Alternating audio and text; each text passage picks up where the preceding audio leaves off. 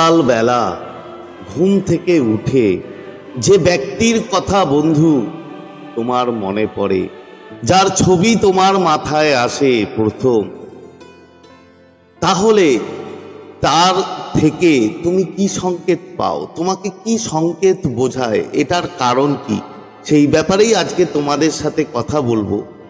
তো নমস্কার বন্ধুরা, স্বাগত জানাই আমার এই জাদুই দুনিয়াতে, যেখানে তুমি শুধুমাত্র হ্যাপিনেস, শুধুমাত্র খুশি, পজিটিভ পজিটিভ আর পজিটিভ। তোমরা আমার প্রিয় সাবস্ক্রাইবার, তোমরা আমার প্রিয় ভিউয়ার, তোমরা পৃথিবীর যে কোনো প্রান্তেই থাকো না কেন, তোমরা সুস্থ আছো, তোমরা হ্যাপি আছো এবং সবথেকে বড় কথা তোমরা পজিটিভ আছো। তো আজকে যারা আমার চ্যানেলে নতুন তারা অবশ্যই আমার চ্যানেলটি সাবস্ক্রাইব করে দেবে এবং আমাদের এই সুন্দর পরিবারের সাথে যুক্ত হয়ে যাবে। আর যদি ভিডিওটা ভালো লাগে তাহলে অবশ্যই একটা থামস আপ চাই এবং প্রচুর প্রচুর কমেন্ট করো এবং প্রচুর প্রচুর শেয়ার করো। তো চলো বন্ধু ভিডিওতে যাই। দেখো, সকাল সকাল যখন তুমি ঘুম থেকে ওঠো তখন কোনো একটি ব্যক্তি, কোনো একটি মানুষের কথা তোমার মাথায় আসে, কোনো একটি মানুষের ছবি তোমার মাথায় আসে। এটার কারণ কি, কেন, ওয়াই, কিসের জন্য? দেখো বন্ধু, আমরা যখন ঘুম থেকে উঠি সকালবেলা তখন আমাদের অবচেতন মন পুরোপুরি অ্যাক্টিভ থাকে এবং আমাদের চেতন মনও আস্তে আস্তে অ্যাক্টিভ হতে থাকে। মানে অবচেতন আর চেতনের মাঝের যে দেওয়ালটা, সেই দেওয়ালটা অনেক পাতলা থাকে। মানে অবচেতনের কিছু কথা আমাদের চেতনের মধ্যে আসে। তো সকালবেলা যে ব্যক্তিটির কথা তোমার মাথায় আসে বন্ধু, সেই ব্যক্তিটি তোমার অবচেতন মনে তোমার নিজের অজান্তেই সে কিন্তু বসে রয়েছে, কিংবা সেই মানুষটি, সেই ব্যক্তিটি তোমাকে নিয়ে এতই সারা রাত সে ভেবেছে, তোমাকে শোবার আগে, সে শোবার আগে তোমার কথা এত চিন্তা করেছে, এত মনে করেছে যে তার অবচেতন থেকে তোমার অবচেতনে তার ছবিটা, তার ইমেজটা বন্ধু এসছে।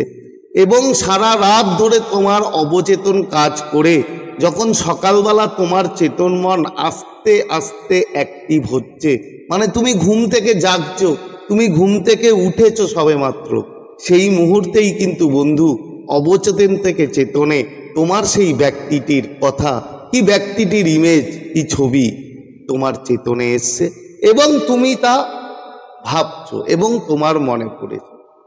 তাহলে বন্ধু সেই মানুষটা, সেই ব্যক্তিটা, যে ব্যক্তিটা তোমার মনে সকাল সকাল ঘুম থেকে ওঠার পর তুমি যার কথা ভাবো, যার কথা তোমার মাথায় আসে, সেই মানুষটিও কিন্তু বন্ধু সারা রাত ধরে কিংবা ঘুমানোর আগে তোমার কথা সে চিন্তা করেছে এবং তোমার কথা কিন্তু বন্ধু সে ভেবেছে। সকাল সকাল যদি কোনো ব্যক্তি তোমার মাথায় আসে কিংবা তুমি ঘুম থেকে ওঠার পর তোমার মধ্যে তার কথা, তার নাম, তার ছবি তুমি যদি ভাবো, তাহলে এটার আরও একটি কারণ হতে পারে বন্ধু। সে কারণ হচ্ছে টেলিপ্যাথি কারণ। তার কারণ তোমার মন, তোমার সাবকনসিয়াস মাইন্ড আর সেই ব্যক্তিটি, যে ব্যক্তিটির কথা তোমার সকালবেলা ঘুম থেকে উঠে মনে পড়ছে, তার মন, তার অবচেতন দুজনে এমনভাবে টেলিপ্যাথিক্যালি কানেক্টেড।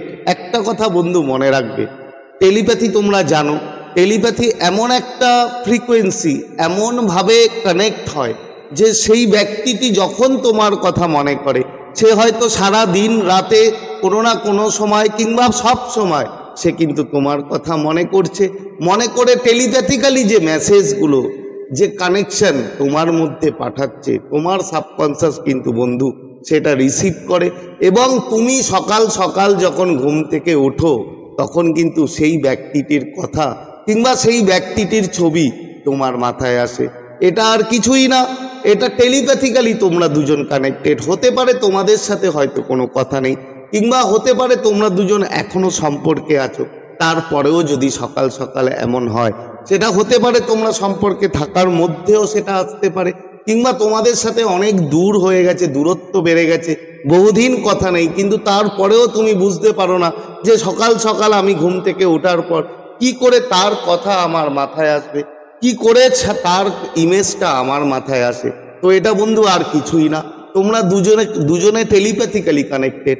কেননা তোমরা দুজন দুজনকে নিয়ে ভাবো, হয়তো কথা বলো না, হয়তো ইগো আছে, হয়তো কোনো প্রবলেম আছে, হতে পারে কোনো কিছু, কিন্তু তারপরেও তোমরা দুজনে কিন্তু টেলিপ্যাথিক্যালি মারাত্মকভাবে কানেক্টেড। বন্ধু, এরপর কি? সকাল সকাল যখন তুমি ঘুম থেকে উঠে সেই ব্যক্তিটির কথা তোমার মাথায় আসে, কিংবা সেই ব্যক্তিটিকে নিয়ে তুমি মনে করো, চিন্তা করো, তাহলে এটা হতে পারে কি যে এটা ব্রহ্মাণ্ডের কোনো একটা সংকেত?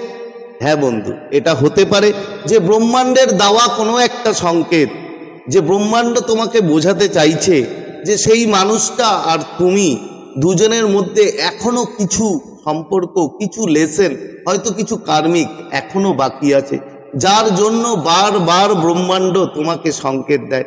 দেখো, ব্রহ্মাণ্ড তো আমাদের সাথে এইভাবে কথা বলতে পারে না। ইউনিভার্স কিছু নাম্বার, কিছু ইমেজ, কিছু ড্রিম, এই সব দিয়েই কিন্তু, কিছু ভাবনা, কিছু জিনিস সামনে আনা, এগুলো দিয়েই কিন্তু বন্ধু ব্রহ্মাণ্ড আমাদেরকে বিভিন্ন রকমভাবে সংকেত দেয়।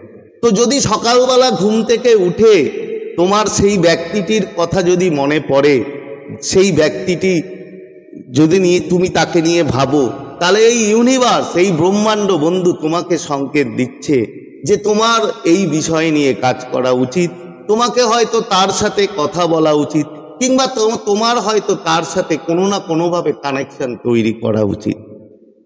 এরপরে কি বন্ধু?